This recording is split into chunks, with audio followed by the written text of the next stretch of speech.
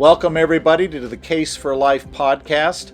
We're going to have part 2 today with my colleague and fellow LTI speaker, Leslie Segraves. And Leslie, it's good to have you back. Thank you for having me back. We talked last time about the international impact of pro-life apologetics work and how that looks a little different than here in the U.S. But I want to shift gears and have you back on to talk about the course we are offering very soon here called the Case for Life video course. You actually took that course and wanted to ask you about it and why. The big question I want to answer is, why should a rank and file pro-life advocate take this course? What were your thoughts about the course going in, and how did that differ from what you thought when you finished it up? Yeah, that's a great question. And I would say every believer in the United States needs to be a pro-life apologist. We need to understand the arguments that are being made and know how to answer the arguments in a winsome way, in a way that moves other people's thoughts. And it is a worldview clash. And so I think one of the things about the course that I didn't know I was going to receive was you did a whole section on worldview. As a missiologist, I love worldview, and I think about it more in an Asian context of the different places we work there. But it was so fascinating to me to learn about the worldview in the United States and to be able to understand from an academic level, but to understand how the slogans that we hear, how they're coming from decades of culture that's being pressed down upon us and passed down to us. And so for me, it was just, I think I came out knowing more than I thought I would know. But I think the way that the class, that what you had us do at the end, it's almost like you can sit in a class and think you understand it, but until you have to try to get it out of your own mouth, you don't really know if you know it or not. And so I think I came out with that last assignment being able to just grapple with the materials myself from an academic standpoint, but then thinking how to get it down to where I can use it in culture in a way that's not yelling at people, but in a way that helps people to just have conversations. And I think we've lost that in America, how to have just good discourse. So I think that's some of the things I learned in the class. You know, you mentioned worldviews, and you could not be more right. A lot of people enter into discussions on abortion, and they're talking to someone and they think, what planet did they just step off of? And the reality is you're probably talking to a worldview there. There is something radically different between your starting point and their starting point. In the West, I don't know how it is in Asia, but in the West, the big players are naturalism, which is the belief that the universe came from nothing and was caused by nothing. Of course, that applies to the abortion issue this way.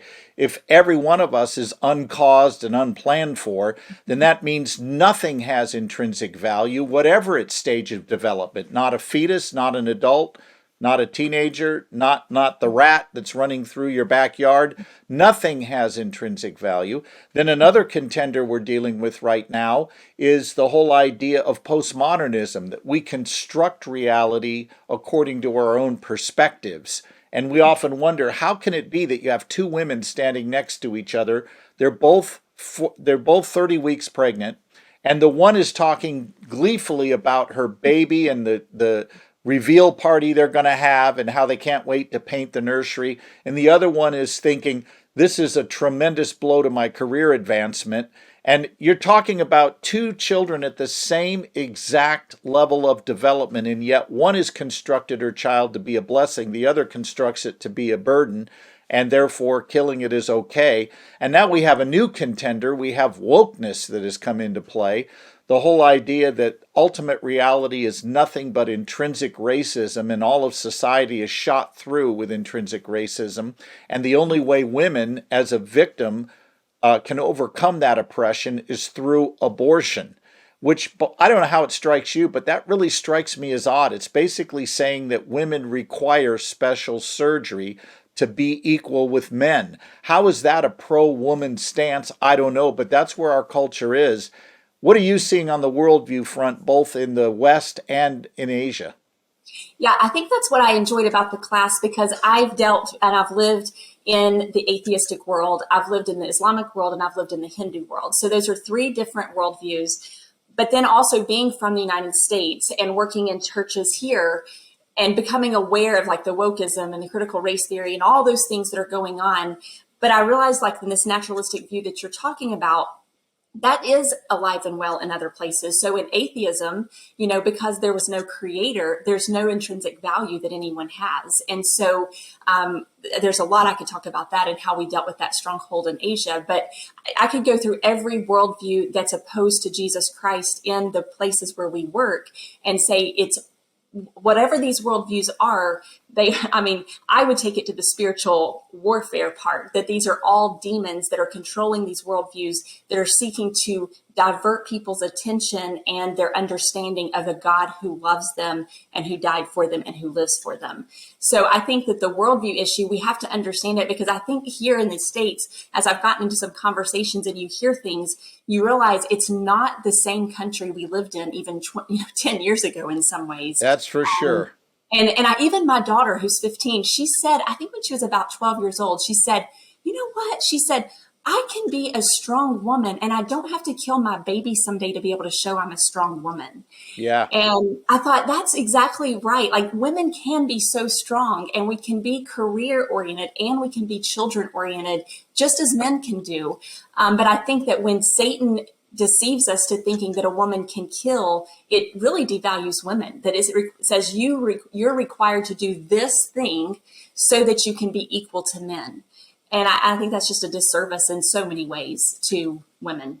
Yeah, it's like so many other things in culture. In the effort to elevate a so-called victim class, we actually undermine their value with these secular cures that really don't understand the intrinsic dignity of the individual person. Exactly. It's very, very disheartening at times. What would you say to the person who says, okay, I hear you're doing this course. That's great. But honestly, I'm not an academic. How am I going to keep track of all the stuff I've got to read and study? Because I think you would agree, this course isn't for the faint of heart in the sense that you can just sit back and chill. You're going to do some work in this course. But how did you overcome any kind of worry about the academic load? Yeah, I just think Jesus tells us to love God with our minds. And Yeah. so for me, that's really where I started, is like, okay, for example, in 2022, the numbers are that there were 42 million abortions worldwide.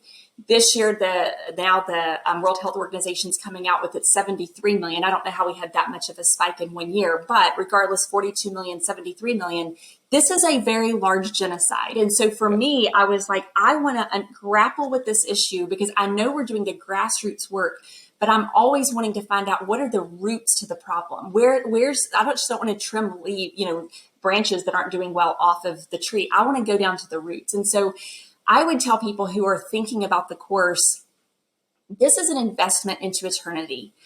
When you invest in this type of learning, you're saying, I want to be standing beside Jesus in what he thinks is valuable and what he thinks is important.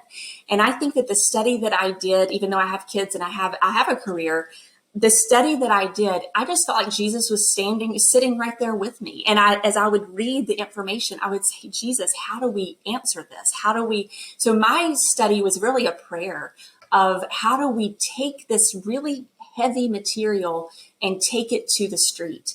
And I think that the course, if you go into it with the humility before Jesus, saying, Jesus, I can't grapple with all of this. And my big thing too is I don't have to understand it all to use some of it.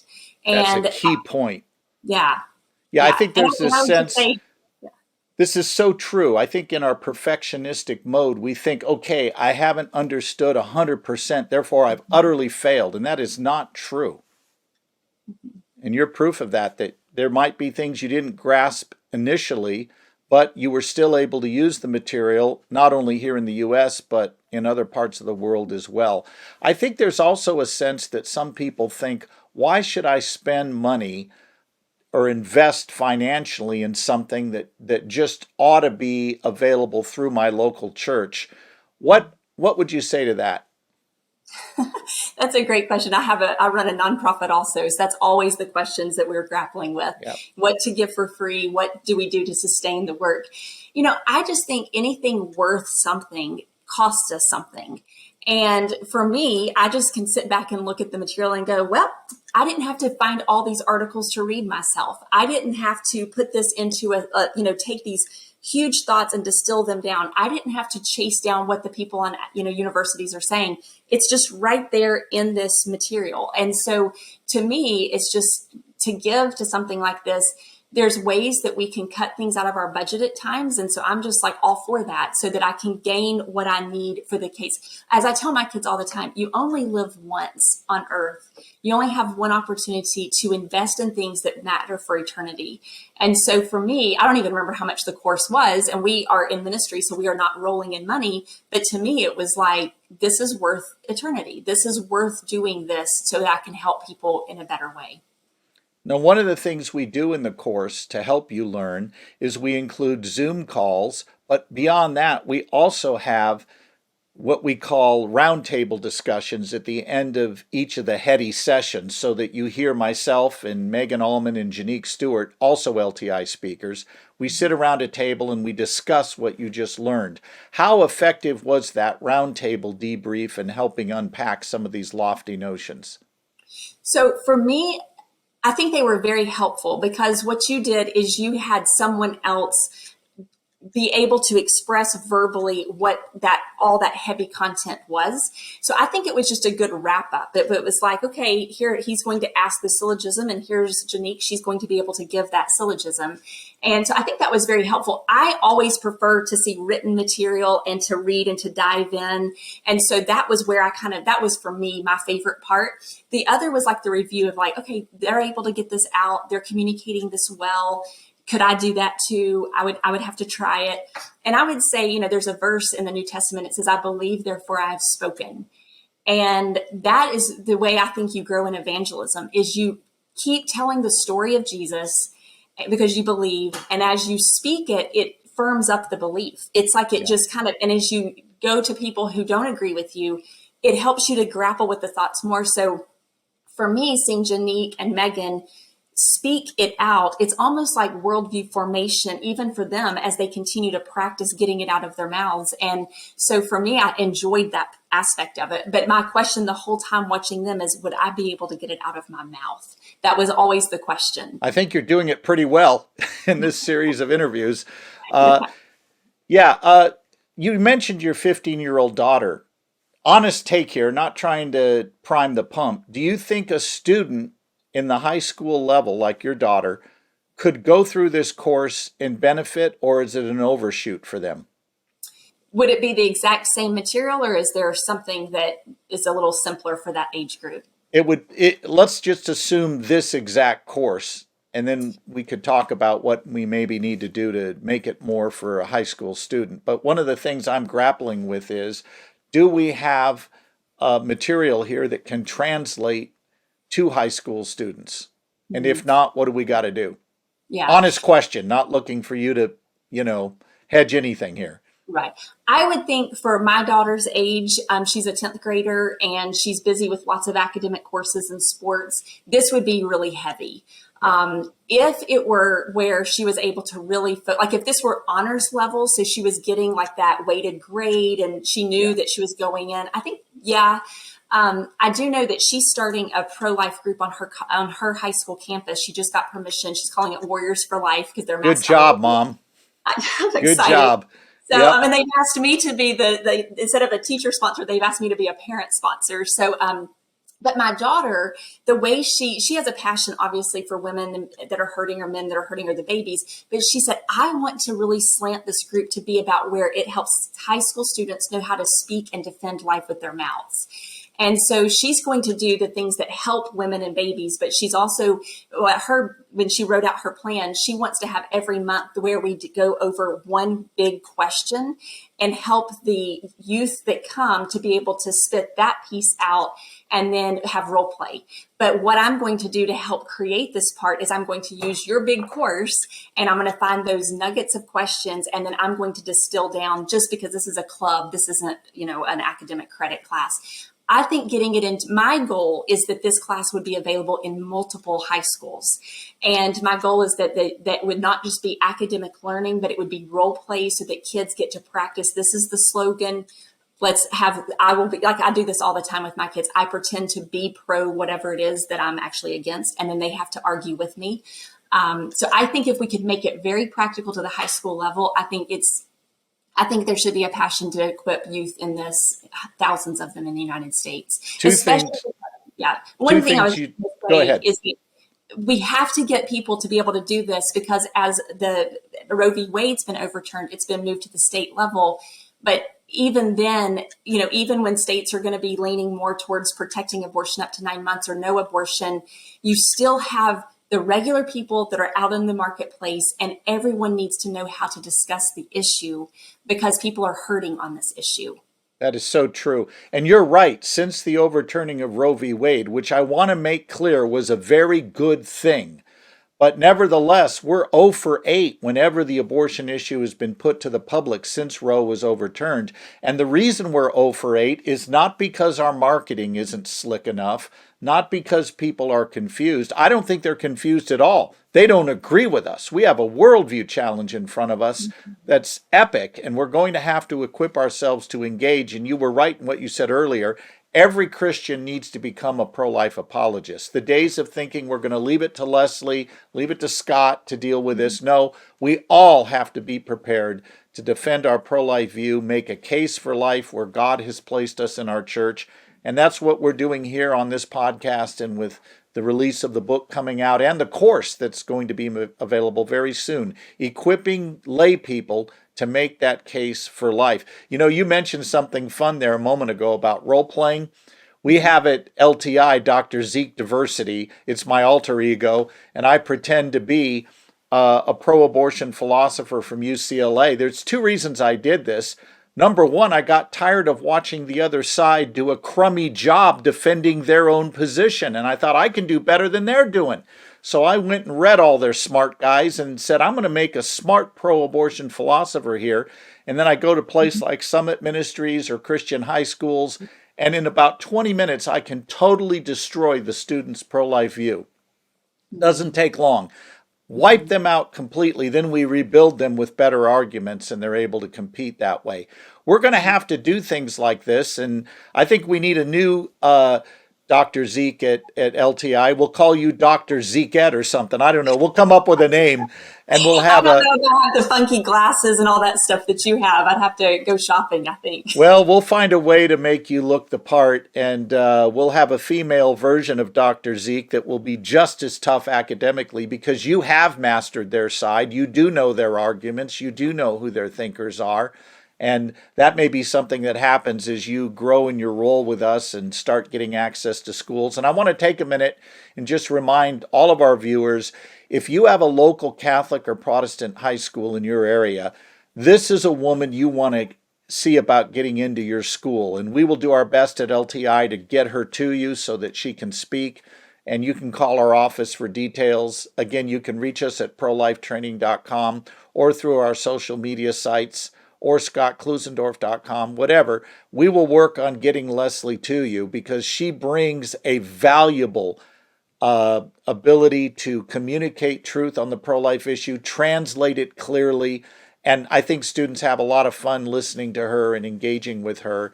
And I can't say it enough. She is the brightest student I've ever had in class, and took the material of the course and just made it work. She didn't just learn, she put it into action. And that's what the course is designed to help you do. Leslie, we are so glad you were with us, and I sure hope people will reach out and book you for events at churches and schools, and now that you're a valuable part of our LTI team. And by the way, you can go to our website at prolifetraining.com and see Leslie's profile there under the speaker area. Be sure to take a look at that. In fact, that'd be a good thing to do today. Get familiar with her and her work and what they're doing. She and her husband Chad are doing internationally as well. And we're delighted to have you on the team. Thanks for joining us. Thank you, Scott. And if I could tell one quick story that I think will encourage people, it'll take me 20 seconds. Go for it. When my son was 5 years old, we were standing at a Walgreens, and evidently my husband and I had been talking about at some point pharmacies may provide abortion pills. I'm not sure what he had heard. He was 5 years old. And so we were standing at the pharmacy waiting to get some eardrop medicine or something. And he all of a sudden had this look of distress all over his face. And he was like, Mom, tell them. And I said, tell them what? And he was like, you have to just tell them. I said, sweetheart, tell them what? And the pharmacist was watching this whole thing, and it was a crowded little area. He's like, tell them to never sell a pill that will kill a baby. And so Out of the mouths of kids. Out of the mouths of kids, 5 years old, but he was like trusting me to open my mouth because he knew he had something burning deep inside of him that had to be told. Wasn't sure how to do it, but he actually did it. He said, just tell him to not sell that medicine. So trying to be, disciple my kids on what it means to be courageous and just to open your mouth. I looked at the pharmacist and said, my son is very concerned about the lives of the preborn, and he wants to encourage you never to sell any medicine that can harm a baby. And the pharmacist is like jaw dropped. Like, I can imagine. Yeah. So my thing is what you asked about the high school students. I think we do as parents and as church leaders and as children directors in churches, we have to figure out how to help the youngest in our churches know how to defend the smallest neighbors we have, which are the preborn, because they can do a really good job as well. That's so true. I spoke to my daughter Emily's kindergarten, first grade, and third grade classes at a public school on pro-life because the teachers were stressing books and reading, and it came out that Emily's dad was an author. So all of a sudden I get invited into these classes, and you have to tailor your pro-life talk for that audience. But what I did is I held up a picture of I held up my book, and on the cover of the Case for Life book, there is, in the current edition, a picture of a child in the womb. And I said to the students, what is this? Now, keep in mind, these are kindergarten, first grade, third grade level. And no matter what level, they would say things like, that's a baby. And I would say, were you ever like that? Yes, when I was in my mommy's tummy. They know this stuff. And then I would read from the Declaration of Independence because they were studying that. I'd hold up a copy of that and say, it says that all men are created equal. And I would point to the child on the cover and say, including this one? Yes, yes. And then I very cleverly said this. I said, how does this child differ from you and I? Oh, he's smaller. He doesn't have a belly button we can see yet. I mean, funny stuff. And I would then say, is he different in any way that would lead us to believe we shouldn't see him as one of us? No, he's one of us. They know this stuff. And as I was listening to your story about your 5-year-old, it made me think that, kids have to be talked out of the pro-life view. They have to be talked out of it by academics and elitists who are really out to have a war on reality, quite frankly. I mean, just think about all the stuff we're facing in culture right now, all the transgender debate, the debate over abortion. Follow the science? You got to be kidding me. The left doesn't follow the science. The left wants to deny reality, not affirm it.